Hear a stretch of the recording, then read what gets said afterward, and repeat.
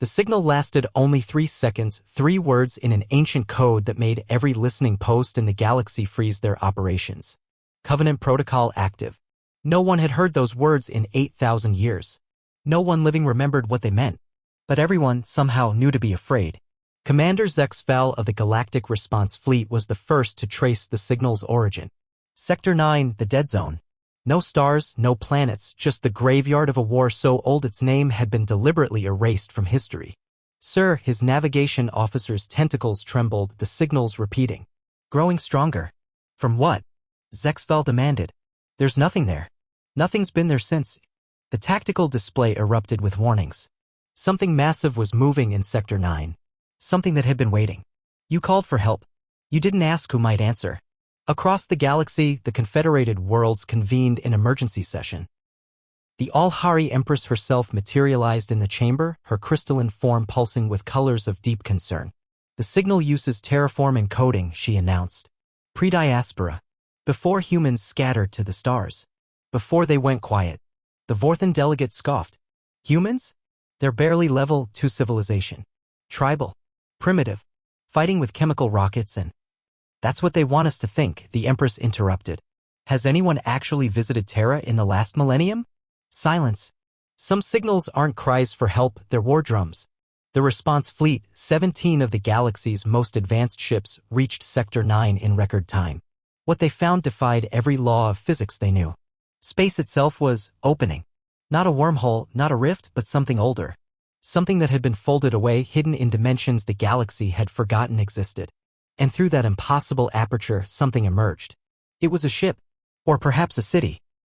Or perhaps a weapon. Its surface wasn't metal, but something that seemed to absorb light and thought alike. It moved without engines, existed without seeming to occupy space, and when it finally spoke, every AI in the fleet screamed. We don't send fleets. We send reminders. Galactic Response Fleet, the voice was human, but older than any human voice should be. You answered a distress signal. Congratulations. You passed the test. Test. Commander Zexval managed. What test? Who are you? The ship, if it was a ship, pulsed once. Every screen in the fleet displayed the same image, Earth. Not the Earth the galaxy knew, blue and green and primitive. This Earth was wrapped in structures that defied comprehension, protected by moons that weren't moons but dormant weapons, orbited by rings that hummed with barely contained energy. We are the Terran vanguard, the voice continued. Humanity's forgotten promise. 8,000 years ago, the galaxy tried to extinct us. We won. Then we withdrew. Waited. Watched. Left only one instruction: if Earth ever called, we would answer. This wasn't a rescue. It was a reckoning. The Vorthan commander tried to power weapons. They wouldn't respond. Nothing would respond. Every ship in the fleet hung helpless as the vanguard continued its explanation. Earth forgot us. Chose to remain primitive, safe in the shadow of their true capability. But someone sent the signal. Someone on Earth remembered the old codes. Which means... The voice paused. Someone threatened our birth world. You wanted to see who still listens. You weren't ready for who did. Files began flooding the fleet's databases. Records the galaxy had buried. The Extinction War, when a coalition of 100 species had tried to eliminate humanity before they could become a threat. The records showed the coalition's forces, millions of ships, weapons that could crack planets. The records also showed what remained of them, nothing. We didn't destroy them, the Vanguard clarified. We edited them. Removed their capacity for interstellar war. Let them keep their worlds, but took their reach. Then we disappeared, became myth, let humanity choose a different path. Commander Zexval found his voice. But Earth is primitive. We've seen them. They haven't even left their system properly. A sound that might have been laughter echoed through the ship. Have you? When was the last confirmed visit to Sol? The greatest disguise is being exactly what they expect to see. The truth hit like a stellar shockwave. Every probe, every scan, every observation of Earth, they'd all shown the same thing. A pre-FTL civilization playing with rockets.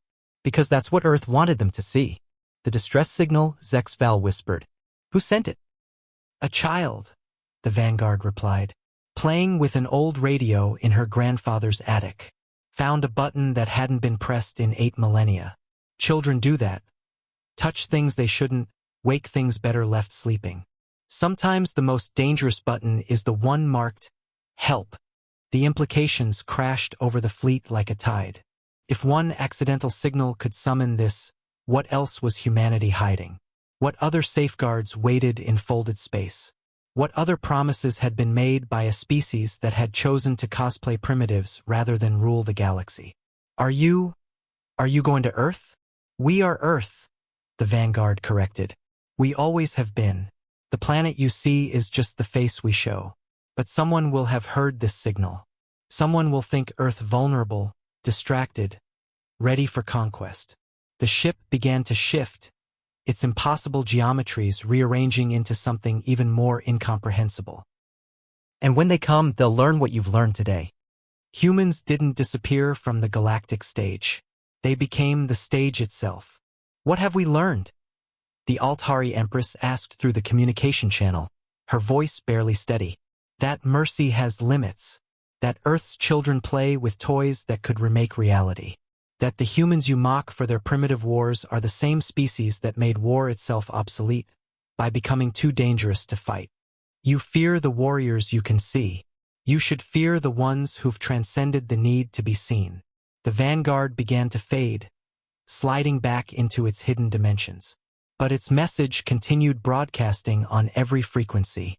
To whoever triggered Earth's interest, run. Not because we're coming, because we're already there. We've always been there. In the space between spaces, in the silence between stars. Waiting for someone to be foolish enough to threaten our children. The distress signal wasn't from Earth. It was for Earth. And we answered. As the fleet limped back to civilized space, their records corrupted, their weapons mysteriously downgraded, their navigation systems refusing to chart a course back to Sector 9, Commander Zex Val filed his report. Recommendation: immediate reclassification of Earth from Level 2 Primitive to Level Omega Transcendent. Do not approach. Do not threaten. Do not investigate. They are not developing. They are pretending. The Galactic Council voted unanimously.